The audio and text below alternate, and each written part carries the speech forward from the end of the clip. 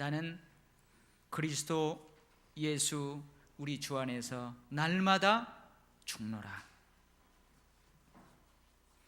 날마다 죽는다는 말에는 날마다 산다는 의미가 내포되어 있습니다. 다시 말해서 날마다 죽는다는 사도 바울의 고백은 나는 예수 안에서 날마다 죽고 나는 예수 안에서 날마다 다시 산다는 고백입니다. 이것이 사도 바울이 가지고 있는 부활의 영성입니다. 날마다 내가 죽는다는 의미는 날마다 죄에 대하여, 불의에 대하여 내가 죽는다는 의미입니다. 나를 부끄럽게 하고 나를 더럽히는 악한 행실에 대하여 내가 죽는다는 의미입니다. 날마다 다시 산다는 의미는 성령의 새롭게 하심을 따라 마음을, 심령을, 지식을, 행실을 새롭게 한다는 의미입니다. 우리들에게 익숙한 일신우일신이라는 고사성어가 있습니다. 날이 갈수록 새로워진다, 나날이 새로워진다는 뜻입니다. 이것을 우리 신앙 용어로 바꾸자면 성화입니다. 성화는 하루아침에 이루어지는 것이 결코 아닙니다. 날로 신앙의 연륜이 많아질수록 더 높은 수준의 성화에 도달하기 위해서는 매일매일 하루하루 새롭게 해야 합니다. 성화의 과정에서 사도 바울의 고백처럼 우리는 매일매일 죽어야 하고 매일매일 다시 살아나야 합니다. 성화의 과정에서 부활의 영성이 필요합니다. 오늘 제가 읽어드린 이 본문 말씀 속에서 우리는 한 사람의 인생의 부활을 보게 됩니다. 맹인이면서 거지인 바디메오가 예수님을 만났습니다. 그리고 그의 삶은 180도 달라지게 됩니다. 이전과는 전혀 다른 새로운 인생을 살게 됩니다. 어쩌면 죽은 삶이나 매 한 가지였던 그의 인생이 예수님을 만남으로 부활하게 된 것입니다. 새롭게 된 것입니다. 오늘 설교를 듣는 여러분 모두의 삶에도 죽어질 것들은 죽고 다시 살아내야 될 것들이 살아나기를 원합니다. 앞으로의 우리의 삶의 새 소망이 더욱 넘쳐나기를 축원합니다. 아멘. 오늘 한 사람의 인생의 부활이 일어난 장소가 어디냐? 여리고 성읍입니다. 이 여리고 성읍은 1년 내내 마르지 않는 샘, 오아시스가 있던 부요한 종려나무 성읍입니다. 이 성지 순례를 다녀오신 분들이 그래요. 가다가 사막을 쫙 지나가다가 갑자기 오아시스를 만나게 된대요. 종려나무가 무성한 성읍을 만나게 된대요. 거기가 바로 여리고성이래요. 이렇게 아름다운 성읍, 그래서 헤롯 왕의 겨울 궁정이 이곳에 세워졌습니다. 이렇게 부요하고 아름다운 성읍에서 바디메오가 가난하고 비천한 삶을 살아가고 있습니다. 그는 맹인입니다. 그는 구걸에서 먹고 살아가는 거지입니다. 그는 이 세상에 존재하는 어떤 것도 눈으로 본 적이 없습니다. 가족들의 얼굴도, 구걸하는 자신에게 동전 몇 입을 던져주는 고마운 사람들의 얼굴도 보지 못했습니다. 그의 청각과 촉각, 감각으로만 살아가고 있던 맹인 바디메오가 눈을 떠 보게 되었습니다. 가난하고 비천한 거린 바디메오가 예수님을 따르는 사람이 되었습니다. 오직 다른 사람의 섬김을 받아야만 했던 거지 맹인의 삶에서 이제는 도리어 많은 사람들을 섬기고 많은 사람들의 구원을 위해 살아가는 사람이 되었습니다. 예수님을 만나 거지 맹인의 인생은 죽고 축복받은 인생으로, 축복하는 인생으로 다시 살아났습니다. 할렐루야. 이러한 과정에서 바디메오가 취했던 행동들을 살펴보려고 합니다. 이러한 행동들은 새로움을 소망하는 우리들에게도 반드시 필요한 것들입니다. 첫 번째로 그는 관심을 바꿉니다. 관심을. 맹인 거지 바디메오는 오늘도 늘 구걸하던 그 길가에 앉아 있습니다. 아니 어쩌면 늘 구걸하는 그곳에서 먹고 잠자고 생활하는지도 모릅니다.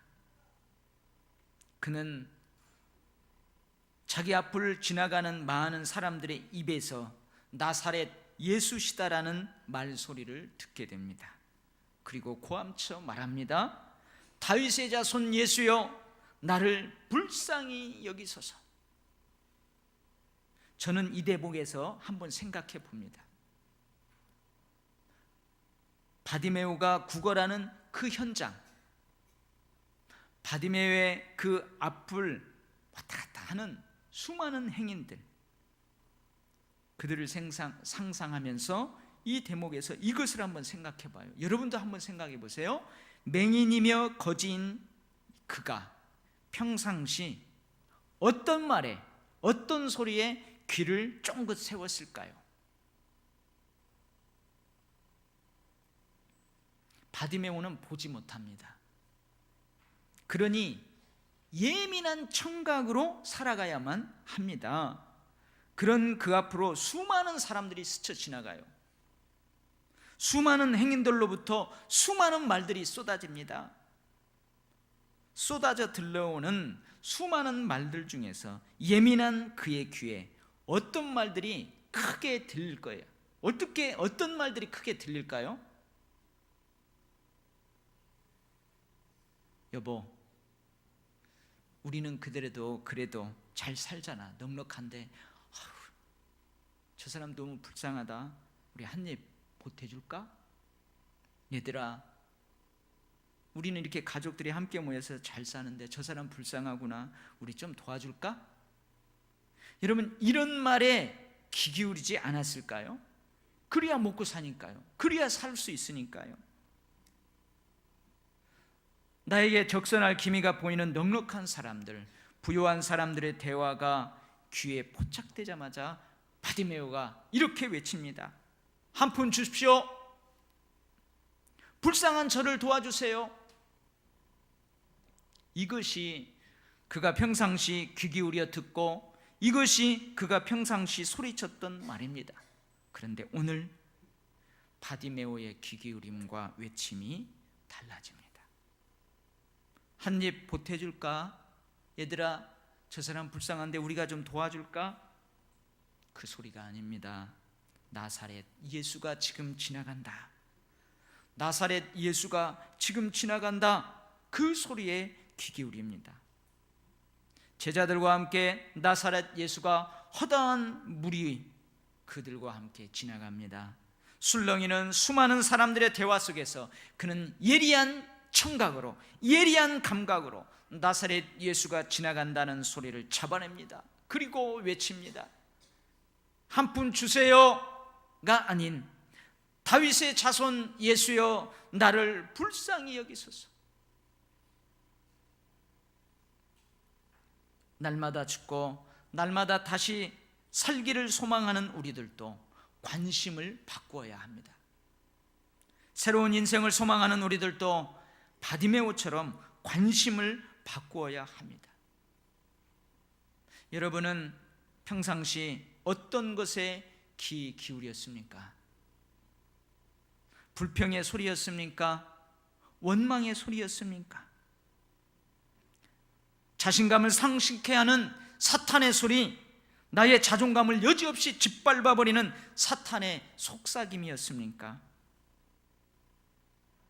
무엇을 먹을까? 무엇을 입을까?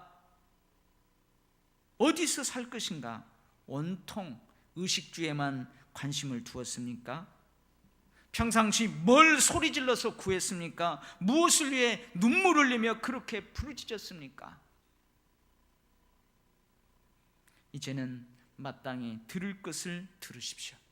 이젠 더 수준 높은 것을 들으십시오. 이젠 더 수준 높은 것들을 구하십시오. 관심을 받고야만 그것들을 들을 수 있습니다. 관심을 받고야만 소리쳐 그것을 구할 수 있습니다. 바디메오는 몇 푼의 돈에 귀 기울였고 몇 푼의 돈을 위해 소리쳤습니다. 그러나 관심을 바꾸었을 때 자신의 눈을 뜨게 해줄 예수님께 귀 기울였고 예수님을 향해 소리칠 수 있었습니다. 할렐루야. 두 번째로 그는 장애물을 극복합니다. 여러분, 오늘 본문을 잘 읽어보세요. 이 바디메오에게 뭐가 장애물이에요? 사실은 맹인이잖아요. 앞을 볼 수 없으니까 발에 걸리는 것들은 모두가 이 사람에게는 장애물이에요, 사실은.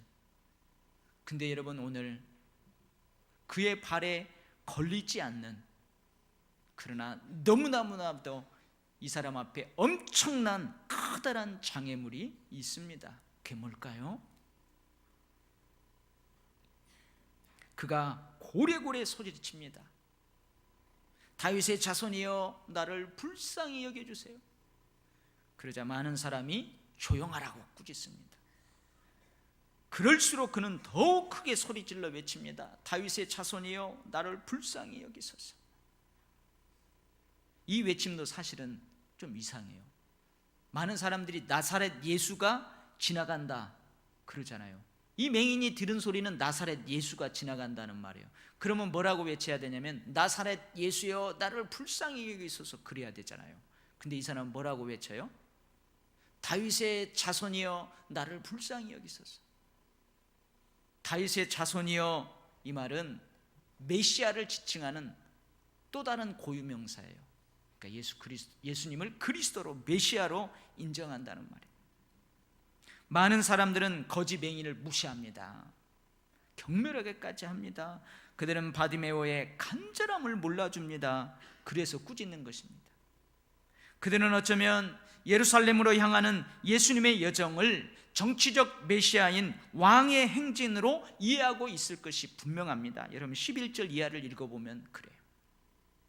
그러니 너 같은 가난하고 비천한 자가 왕의 행진을 지연시킬 수 없다는 것입니다. 그래서 분개하며 분노하며 그를 꾸짖는 거예요.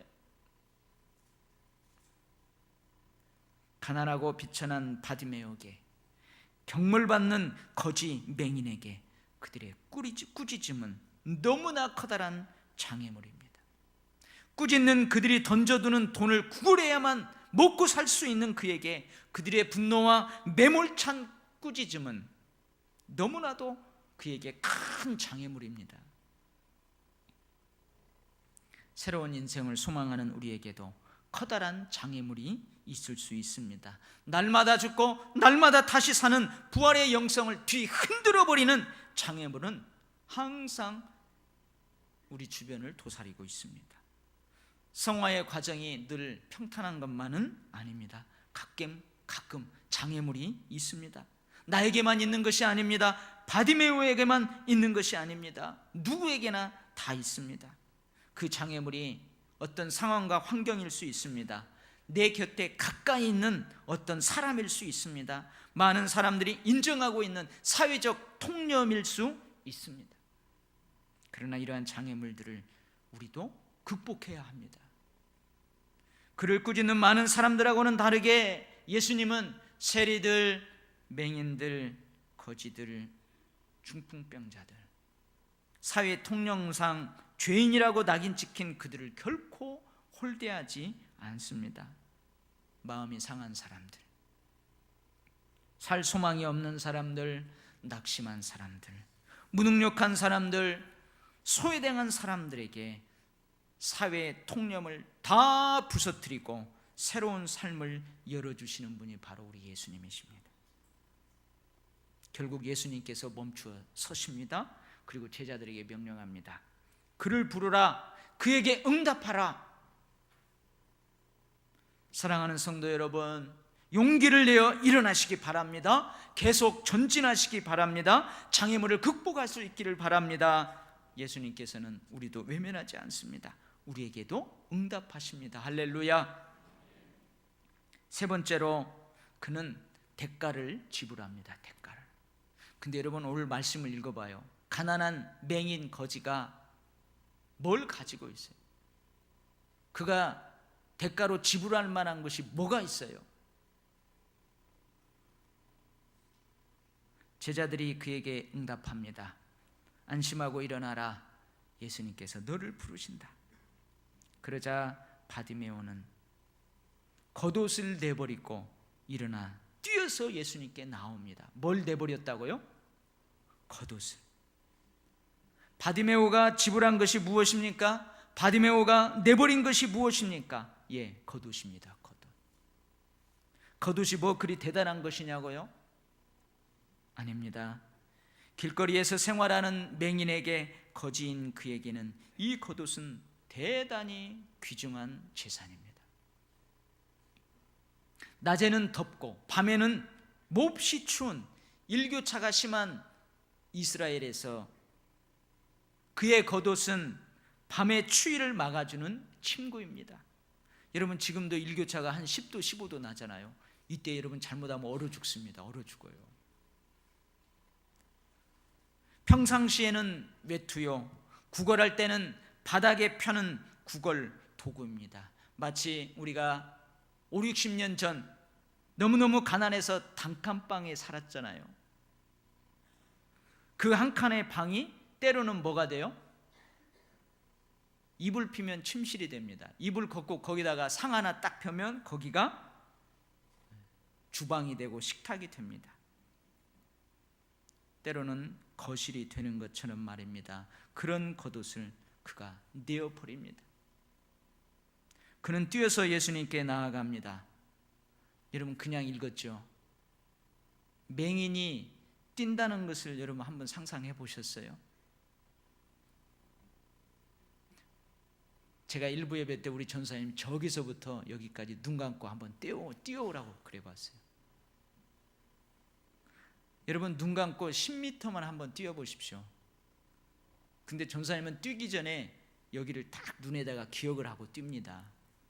근데 맹인은 한 번도 보지 못한 그 길을, 그래서 전혀 익숙하지 않은 그 길을 뛰어갑니다. 뛰어가. 근데 전사님한테 물어봤어요. 그 마음이 어떠냐고 했더니 막 뛰어오는데 불안하대. 불안해. 아마 수십 번 넘어져 손이 깨지고 무릎이 까질 것입니다. 여러분 쓰라림의 아픔이 있습니다. 그가 뛰어서 앞으로 나아가는 것은 이런 쓰라림의 아픔을 감수하겠다는 각오가 있기 때문입니다. 내가 넘어지고 또 넘어지고 내가 또 까이고 깨끼고, 그래서 쓰라림의 아픔이 있다 할지라도 내가 그것을 감수하겠다는 그 각오가 있기 때문에 뛰어가는 것입니다.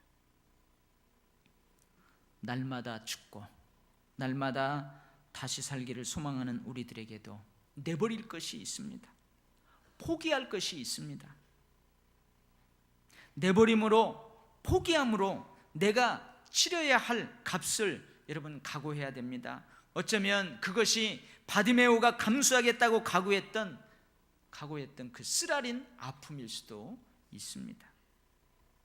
이러한 몸부림치는 각오와 결단은 예수님을 감동시키기에 충분합니다. 여러분 성경을 한번 가만히 읽어보시면 가끔 이런 질문을 하게 돼요. 저는 가끔 그럽니다. 예수님, 이 대목에서 이러시면 안 됩니다. 예수님, 여기에서 이러시면 안 됩니다. 여러분 제가 그렇게 예수님한테 하소연을 하는 그런 본문이 있어요. 여러분 가나안 여인, 이방 여인이 자기 아들 좀 고쳐달라고 예수님께 나오잖아요. 근데 예수님 뭐라 그래요? 외면해버려요. 거기를 읽으면서 그래요. 예수님 지금 이 대목에서 이러시면 안 된다니까요. 왜 이러세요? 그 여인을 예수님이 개 취급하십니다. 자녀들의 떡을 개들에게 던지는 거 마땅하지 않다. 이방인들에게 은혜를 베풀지 않겠다는 거예요. 너 같은 그런 여인에게는 은혜를 베풀지 않겠다는 거예요. 그 대목에서 예수님 지금 이러시면 안 됩니다. 이 대목에서 이러시면 안 됩니다. 여러분, 제자들이 갈릴리 바다를 저어가요. 폭풍을 만났어요. 밤새도록 예수님 없는 그 배 먼저 건너가라고 해서 건너갑니다. 죽을 지경입니다. 근데 예수님이 좀 빨리 오시지, 좀 빨리 오시지. 밤 사경에 오십니다. 거의 제자들이 다 죽어갈 그때쯤 오세요. 예수님이 이 대목에서는 이러시면 안 됩니다. 근데요, 성경을 가만히 읽어보세요. 예수님은 때때로 어떤 문제에 응답하시기 전에 온 마음으로 기꺼이 대가를 지불하는 행함이 있는 믿음을 우리에게 원하십니다.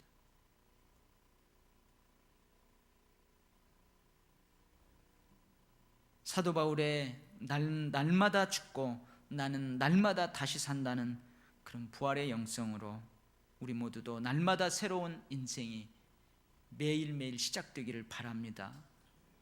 바디메오처럼 관심을 바꾸고 장애물을 극복하고 대가를 지불하는 행동하는 믿음으로 오늘 예배드리는 여러분 모두의 날마다의 삶에 새로운 인생이 열려지기를 주의 이름으로 축원합니다. 아멘. 기도하겠습니다. 하나님 아버지, 우리들에게도 사도 바울의 부활의 영성을 주시옵소서. 나는 날마다 죽고 나는 날마다 다시 산다는 그 영성으로 일신 우일신 더욱더 높은 곳을 향하여 성화의 과정을 멈추지 않는 그런 삶을 살아가게 하여 주시옵소서. 바디메오처럼 관심을 바꾸고 장애물을 극복하고 기꺼이 대가를 지불하며 섬김을 받았던 인생에서 이제는 섬기는 인생으로, 축복받는 인생으로, 축복하는 인생으로 새롭게 날마다 살아가는 저희들의 삶이 되게 하여 주시옵소서. 멈추지 않고 달려가게 하여 주시옵소서. 예수님의 이름으로 기도하옵나이다. 아멘.